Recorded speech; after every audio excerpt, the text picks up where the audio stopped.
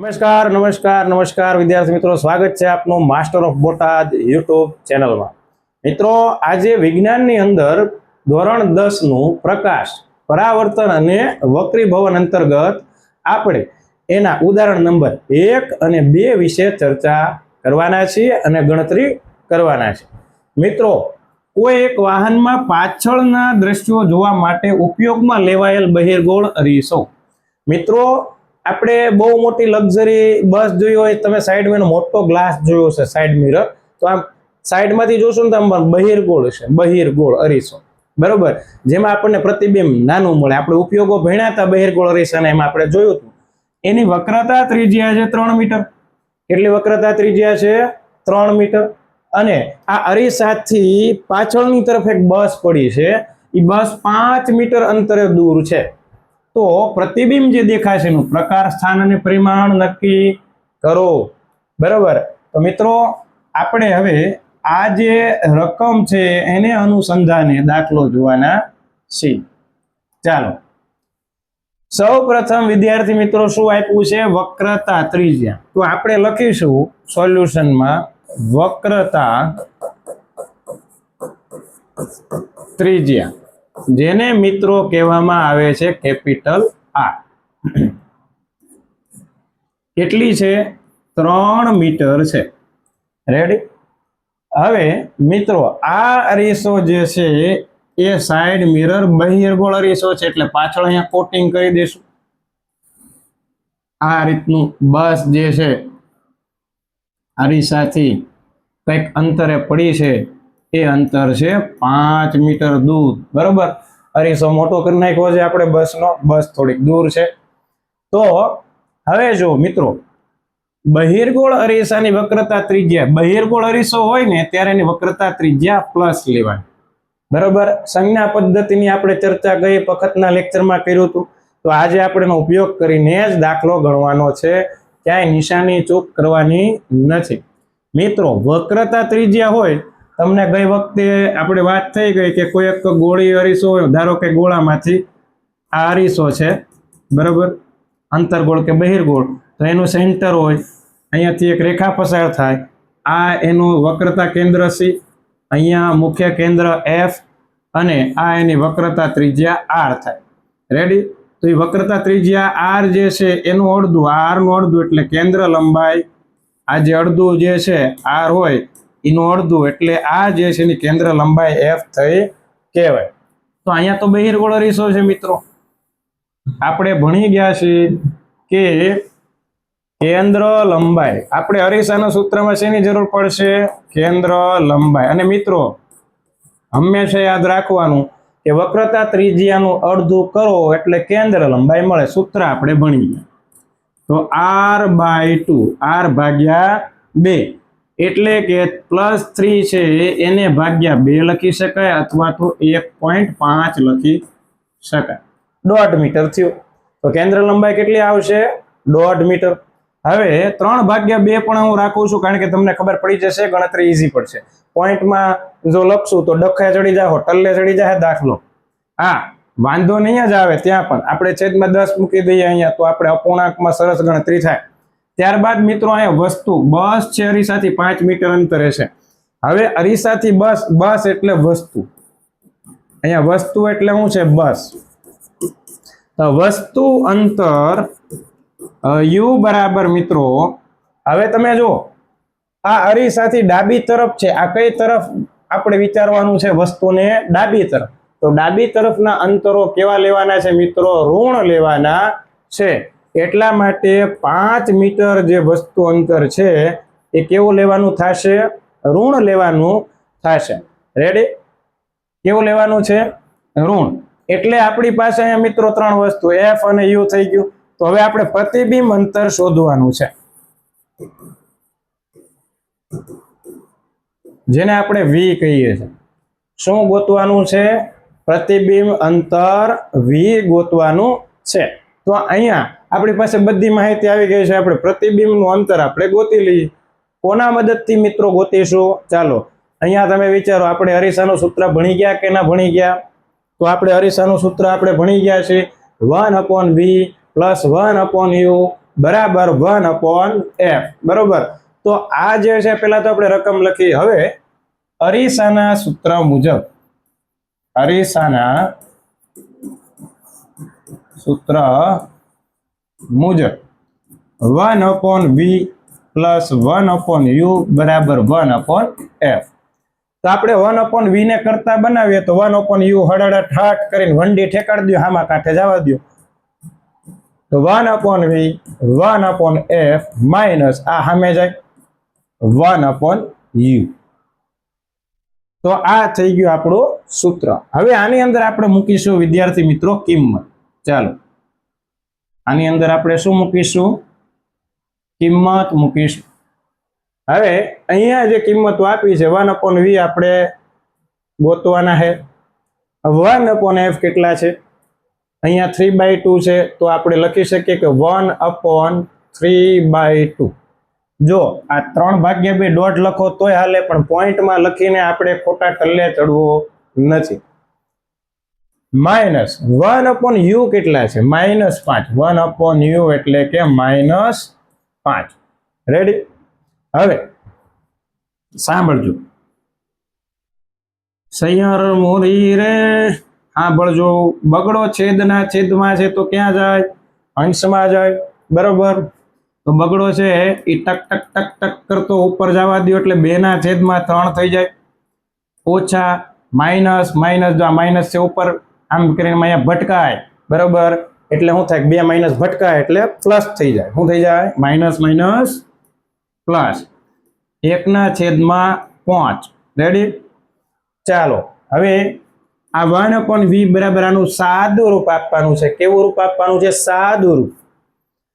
અહીંયા 5 × 2 = 10, 3 × 1 = 3, 5 × 3 = 15. રેડી? તો 1/v બરાબર 13/15 આવે છે. 13/15 કેટલા આવ્યા? 15. ચાલો ગણતરીને હજી આપણે આગળ વધારીએ. તો 1/v બરાબર 13/15 હોય તો 1/v બરાબર શું આપ્યું છે? 13/15. તો આપણે v ગોતવાનો હતો. 15/13 ભાંગાકાર કરીએ. ભાંગાકાર 13 × 13 2 વધ્યા બરોબર. 13 માં ન પડે ફેર. પાછું આપણે 13 × 13. રેડી? પણ અહીંયા મૂકવો પડશે પોઈન્ટ. અહીંયા શું મૂકવું પડશે? પોઈન્ટ. કારણ કે આપણે 0 ચડાયો બરોબર. પછી 13 × 13 બરોબર કેટલા આવશે? 7. 13 × 5 = 65. 13 × 5 = 65 એટલે કે અહીંયા જવાબ આવશે 1.15. તો આ આપણને મળી ગયું મિત્રો v. શું મળી ગયું? v. આનો એકમ સેન્ટીમીટરમાં લીધું હતું. જો બધામાં એકમ મીટરમાં આપ્યું હતું તો અહીંયા એકમ શેમાં આવશે? મીટરમાં આવશે.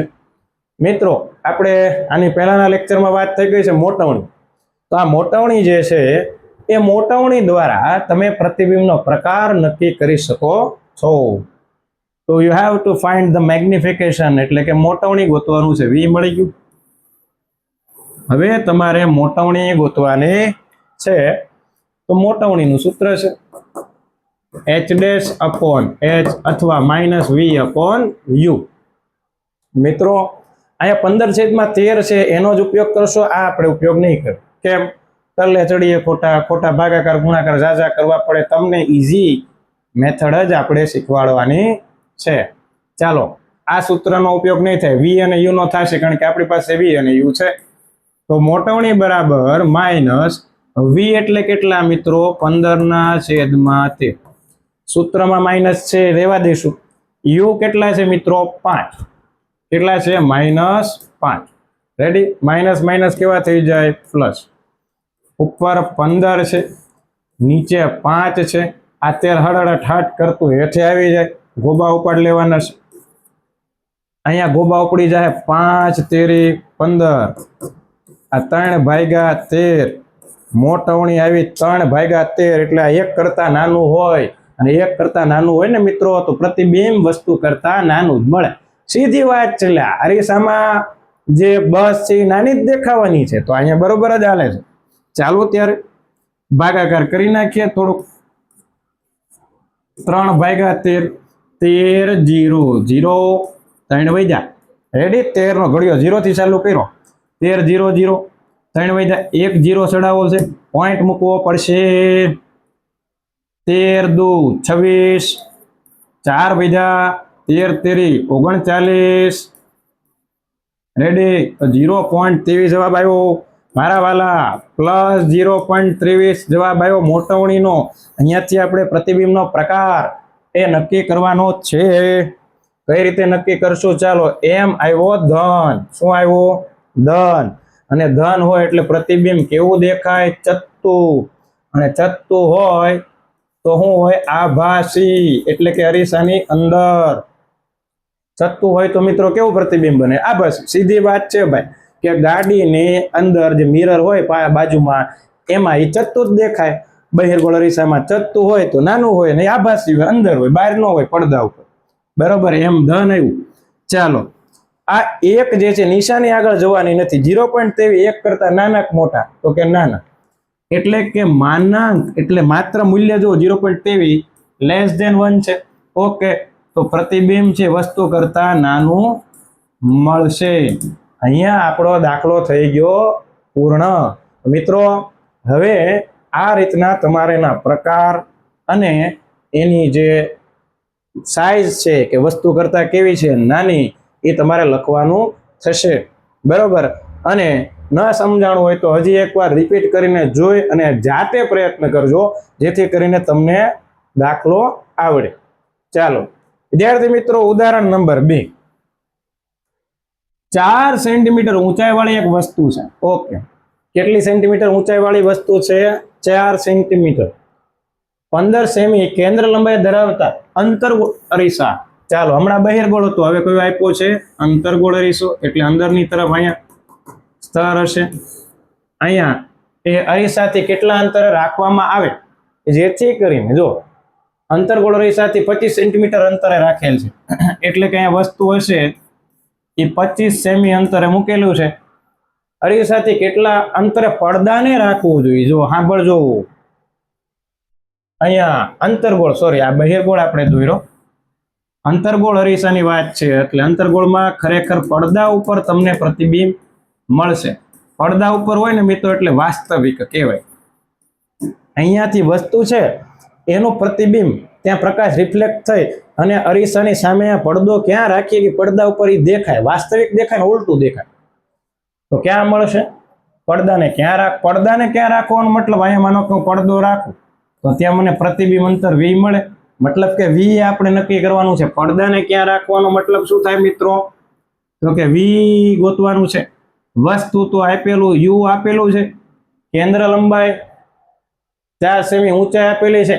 બરાબર. 15 સેન્ટીમીટર કેન્દ્ર લંબાઈ. તો કે બસ બધી માહિતી આપેલી છે. ચાલો સૌ પ્રથમ આપણે શું લખીશું? કેન્દ્ર લંબાઈ. હવે કઈ ત્રિજ્યાના અડધા કરવાની જરૂર નથી. કેન્દ્ર લંબાઈ કઈ બાય? કેન્દ્ર લંબાઈ. અંતર્ગોળ અરીસો છે એટલે -15 સેન્ટીમીટર લઈશું. 15 જે છે કેવા લેવાના થશે? માઇનસ. કારણ કે અહીંયા અંતર્ગોળ અરીસો આપેલો છે. સંજ્ઞા પદ્ધતિનો ખાસ ઉપયોગ કરવાનો છે. બરોબર.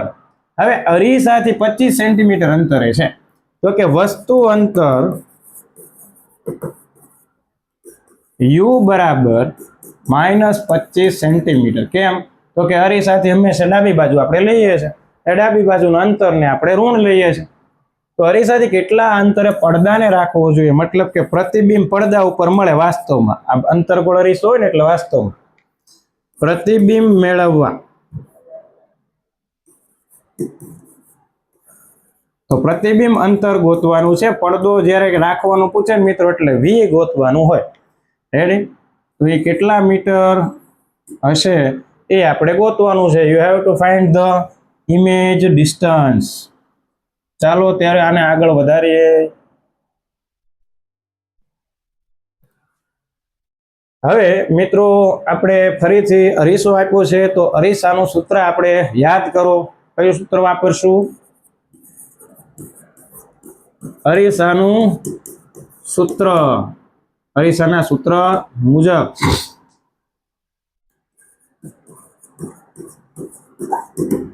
દિલ पे जख्म खाते हैं 1/v 1/u 1/f. આ સૂત્ર હવે આપણે પાકું થઈ જવું પડે મિત્રો. ત્રીજી વાર ચર્ચા હાલે છે. પહેલી વાર અરીસાનું સૂત્ર ભણ્યા, આની પહેલાના લેક્ચરમાં દાખલામાં હમણાં યુઝ કર્યો, બીજી વાર આવ્યું. વી ગોતવાના છે એટલે વીને કરતા બનાવવાના. આ જે 1/u છે હામાં કાંઠે હળહળ હટ કરતો વંડી ઠેકી જાય, બરોબર. એટલે 1/f આ u વાળું પદ છે એ સામે જાય તો માઇનસ થઈ જાય 1/u. રેડી? જો મિત્રો હવે અહીંયા જોજો, બીજું પ્રતિબિંબની ઊંચાઈ ગોતવાની પણ અહીંયા કીધી છે, પણ એ આપણે પછી ગોતશું. જો અહીંયા એમ કીધું છે પ્રતિબિંબની ઊંચાઈ મેળવો, પણ એ આપણે પછી, પહેલા આપણે પ્રતિબિંબ ક્યાં મળે એ તો મેળવેલી. તો 1/v બરાબર 1/f. f ની જગ્યાએ કેટલું મૂલ્ય લેશું? -15. गाड़ी आई अंदर. 1/u. u कितना है? -25. એટલે 1/-25. આ માઇનસ ઉપર ભટકાશે, અહીંયા ભટકાશે, 2 માઇનસ ભટકાશે, 2 માઇનસ ભટકાશે એટલે પ્લસ થઈ જશે. કેટલા થઈ જશે? प्लस. इसको लगा डाला तो लाइफ झींगा लाला. माइनस माइनस प्लस होगा, 1/25 होगा. अभी क्या है कि 25 वाला पद जो है आगे लिखेंगे, माइनस वाला पीछे लिखेंगे. तो 25 આગળ, -1/15 એ પાછળ રાખીશું.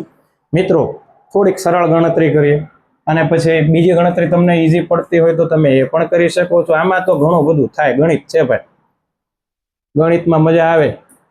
આમાંથી હું 5 કોમન લઈ લઉં મિત્રો, 5 કોમન લઈ લઉં. 5 5 25 થાય, 5 તેરી 15 થાય. 2 માંથી હેઠેથી હળહળ 5 કોમન લઈ લો. જોજો અહીંયાથી અને આ નીચે છેદમાંથી 5 કોમન કાઢ્યા. મતલબ જો આ 25 એટલે 5 × 5 હોય કે ન હોય? આ 5 તેરી 15 હોય કે ન હોય? મતલબ બેના માંથી 5 કોમન છેદમાં નીકળે, છેદમાં કાઢ્યા એટલે 1/5 - 1/3. હવે इधर देखने का कि 1/5 ऐसे ही रखते हैं. 5 तेरे કેટલા થઈ જાય? 15. 3 એકા 3, 5 એકા 5. જવાબ આવશે -2/15. બરાબર? 15 5. હવે ગુણાકાર કરી નાખો. 15 5 કેટલા થાય? 75. -2 એકુ -2. મિત્રો આ તો 1/v મળ્યું ને. આ શું મળ્યું? 1/v.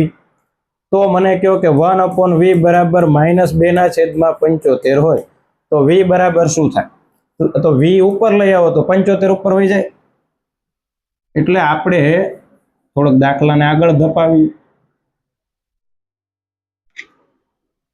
કે અહીંયા 1/v બરાબર -2/75 હોય. રેડી? તો મારે તો v જોઈએ છે તો -75/2 થાય. એટલે 70 ના અડધા 35 ને 5 ના અડધા 2.5 એટલે 35 ને 2.5 -37.5. આ 37.5 એ મીટર કે સેન્ટીમીટર જે એકમ અહીં આપ્યા છે એ આપણે જોઈ લઈએ. મિત્રો રકમમાં જે એકમ આપેલા સેમી છે તો સેમી લગાડી દો.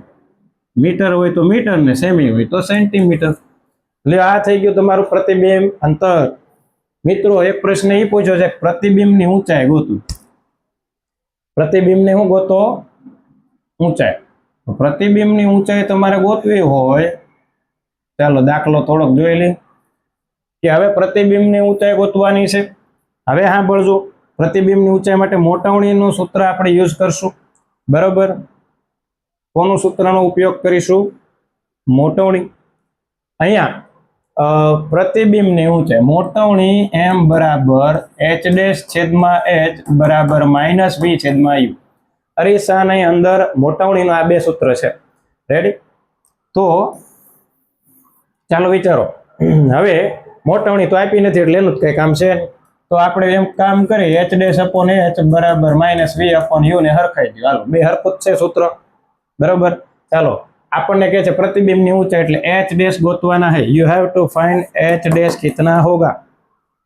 तो h डैश को करता बनाएंगे तो h ऊपर जाएगा माइनस आ h जे છે હળહળ કરતો આમ 1d ની હેઠેથી જાય, ઉપરથી નહીં. હવે હેઠેથી કાઢી લઈએ, ઉપરથી કાઢવું હોય તોય જાય. ચાલો, માઇનસ v કેટલા આવ્યા 38.5 લખીને તલ્લે ચડવા કરતા 75/2 લખજો તો મજા આવશે, કાર્યક્રમ હાલશે. નકર ગોટે ચડી જાઓ. v એટલે 75/2. હું ભાઈ ઉપર -2 લખું, બરોબર. આપણે વ્યવસ્થિત બે સ્ટેબલ વધારે થાય તમારી માટે વધારે લખી. બીજું શું? 75/2 ગુણ્યા h કેટલી વસ્તુની ઊંચાઈ આપી છે? 4 સેમી. કેટલા સેમી આપી છે? h છે ને 4 સેમી આપીને વસ્તુ હંમેશા છત્તી મૂકવામાં એટલે 4 પ્લસ લેવાના થશે 4 છેદમાં u કેટલા અંતરે વસ્તુ રાખેલી છે?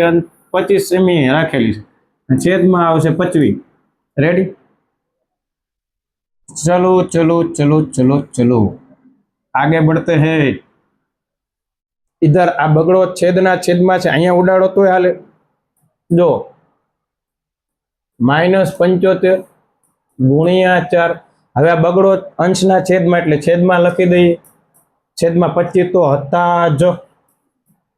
2 2 4 25 તેરી 75 એટલે જવાબ આવશે -6 સેન્ટીમીટર. આ આવી ગયો h ડેશ, તમારા પ્રતિબિંબની ઊંચાઈ. મિત્રો, મોટવણીથી હજી આપણે પ્રકાર ટકાર મેળવવાના છે. મોટવણી બરાબર h ડેશ અપોન h -6 છેદમાં કેટલી ઊંચાઈ હતી? 4 સેમી. રેડી? તો તમે કયો હાલો 6 ના અડધા અને 2 ના અડધા કરી નાખો. હાલો, 6 ના કેટલા? 3. 4 ના કેટલા? 2. -1.5 મોટવણી આવી. ઓહો, 1.5 ગણું મોટું હશે. કેટલા ગણું? 1.5 ગણું. જો સાંભળજો કઈ રીતે નક્કી કર્યું, ફરીથી વાત કરીએ આપણે. મોટવણીથી પ્રકાર નક્કી કરવો જોઈએ. જો મોટવણી મળી, મોડ એમ છે ને મિત્રો, ખાલી એનું મૂલ્ય નિશાની ઘડીક રહેવા દો, માઇનસ નિશાની રહેવા દો. તો ચાલો, આ 1.5 એટલે મોટવણી છે, બરોબર, એના બરાબર 1.5 મળ્યું. ખાલી માનાંક એટલે મૂલ્ય. અને પહેલા ઉદાહરણમાં જોયું તો 1.5 છે મિત્રો, એ ગ્રેટર ધેન 1 કહેવાય. એટલે m ઇઝ ગ્રેટર ધેન 1 એટલે પ્રતિબિંબ આવશે મોટું. સીધી વાત છે. 6 એ 4 કરતા મોટા કહેવાય. માઇનસ ને જોતા, માઇનસ તો એવું બતાવે કે ઉલટું હશે. અને m જે છે એ આવ્યું નિશાની સહિત, જો -6 એટલે m આમ જોવો તો ઋણ મૂલ્ય આવ્યું. તો ઋણ હોય તો એ વસ્તુ કરતા, આ જે ઋણ હોય એટલે ઉલટું પ્રતિબિંબ હોય. ઉલટું, અને ઉલટું હોય ને મિત્રો તો કેવું હોય? વાસ્તવિક હોય. કેવું હોય? વાસ્તવિક પ્રતિબિંબ. લ્યો, ફરીથી એકવાર કહી દઉં કે આ મોટવણી મળી ગઈ છે 3/2. 3/2 એટલે દોઢ થાય, 1.5. 1 કરતા માઇનસ ને ઘડીક મૂકી દો, પકડીને સાઈડમાં જવા દો એટલે પકડો 1.5. 1 કરતા મોટા કે નાના? તો કે મોટા. ઓકે, 1.5 1 કરતા મોટા. 1.5 1 કરતા મોટા. પ્રતિબિંબ કેવું આવશે? મોટું. કારણ કે હવે આપણને ખબર છે ઓલું 4 છે, પ્રતિબિંબ 6 મળ્યું એટલે મોટું જ હોય. નિશાની ઘડીક ના જોતા. હવે નિશાની અહીંયા માઇનસ આવી. જો અહીંથી નક્કી થઈ જાય કે h ડેશ માઇનસ આવ્યા ને, એટલે કે પ્રતિબિંબ આમ ઉલટું હશે 6 સેમી. ઓલું ઊભું હશે 4 સેમી, તો પ્રતિબિંબ ઉલટું હશે. એ અહીંથી પણ ખબર પડે કે m -6. m જે છે -6 ના છેદમાં 4 એટલે કે -1.5. રેડી? 1.5 માઇનસ નો મતલબ છે ઉલટું. ઉલટું હોય તો વાસ્તવિક હોય. આ સાથે પ્રતિબિંબનો પ્રકાર, માપ, સાઇઝ બધું જ આપણે અહીંયા કહી દીધું. મિત્રો, સમજવું થોડુંક અઘરું રહેશે દાખલા, કારણ કે આ કાંઈ સહેલા દાખલા નથી. એટલે વિડીયોને 2-3 વાર જોજો, સમજાઈ જશે. બધી જ માહિતી અહીંયા તમને ડિટેલમાં ગણતરી સાથે દર્શાવી છે. અને સ્વાધ્યાયના દાખલા પણ જરૂર પડશે, તમે કહેશો તો ગણાવશું, બરોબર. તો વધુ નવા લેક્ચર સાથે મળીશું. ત્યાં સુધી રજા આપશો. નમસ્કાર. જય હિન્દ, જય ભારત.